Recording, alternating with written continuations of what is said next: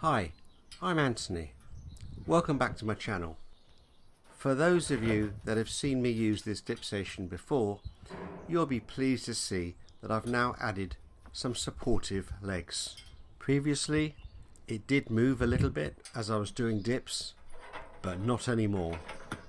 I'm also going to share with you the details of my weighted dip training program.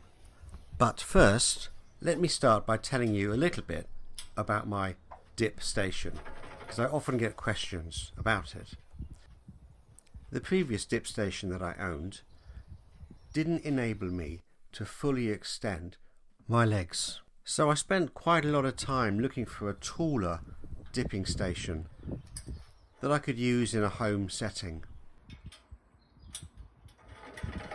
The ones that I did find were very expensive, so I got in touch with a company called the Metal Store in the UK, and after looking at their website to seeing all the options, I gave them some dimensions and the fixtures and fittings that I needed.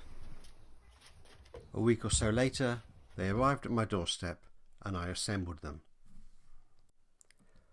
The 4 little supportive legs that you saw me opening at the beginning of this video was a bit of an afterthought, but I'm really pleased I've done it, because it does make the stand incredibly sturdy and therefore much safer. The wooden box you see me resting the weights on, I just made that out of some wood that I picked up from a local hardware store. In this video, I'm going to be trying to beat my personal best of 70 kilograms in a weighted dip. That would actually count in a competition. In one of my earlier videos, I did actually do 75 kilograms, but my form was so bad it wouldn't have counted. So after some intense training over the last 3 to 4 months, I'm going to give it another go today.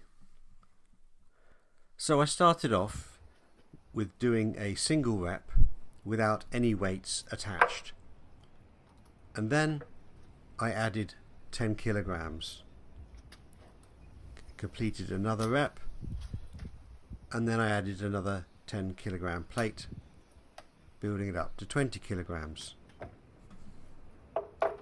each time performing just 1 rep, then increasing the weight by 10 kilograms every time until I get to 70 kilograms, when I will just add a further 5 kilograms, making it up to 75. Between the 10 kilogram weight and the 50 kilogram weight, I took about a minute's rest between each repetition. Then between 50 kilograms and the 75 kilograms, I made sure there was 10 to 15 minutes rest between each rep, to allow for plenty of recovery time with the heavier weight.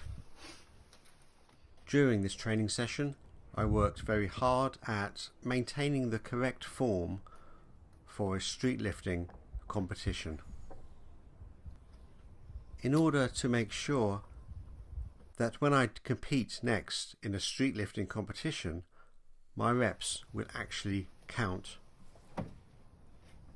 The reason I'm adding 10 kilograms each time for just 1 rep is because I want to get my body to build up and get used to the extra weight gently, rather than going straight for a 1 rep max of 75 kilograms, which would be my personal best.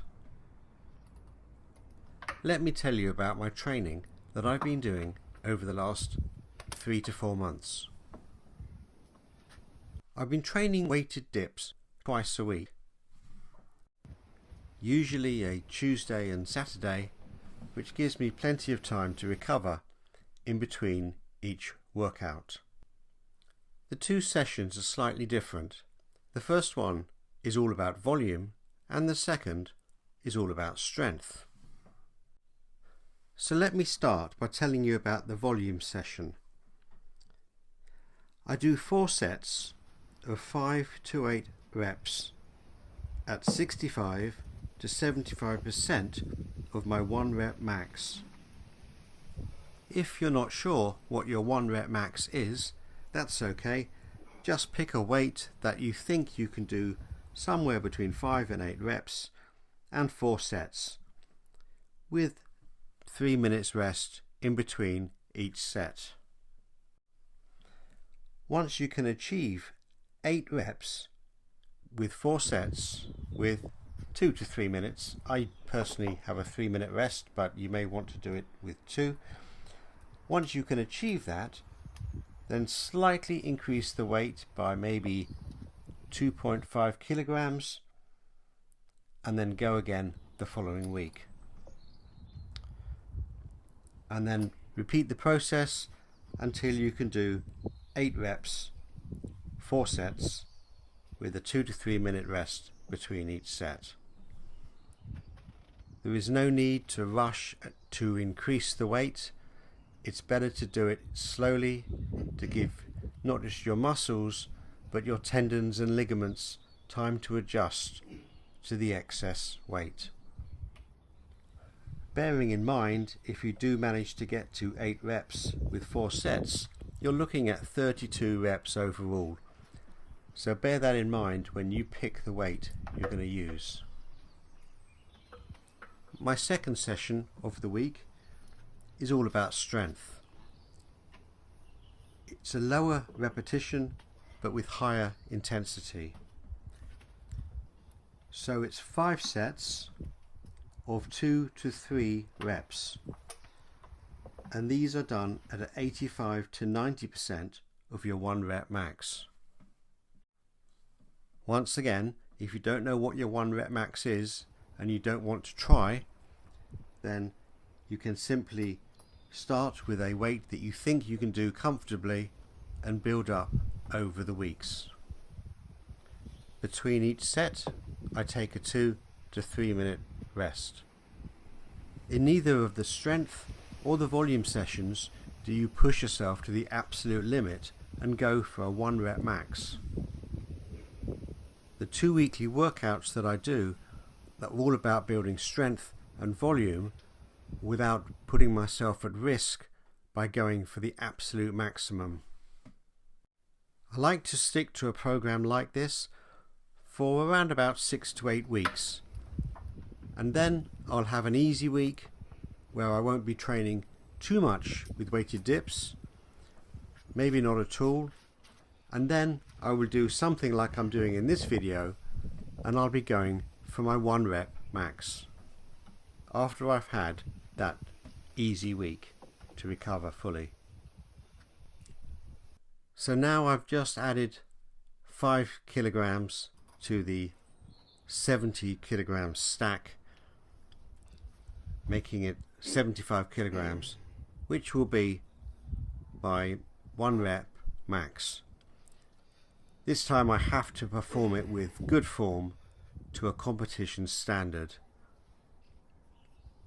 which I'm fairly sure that will count.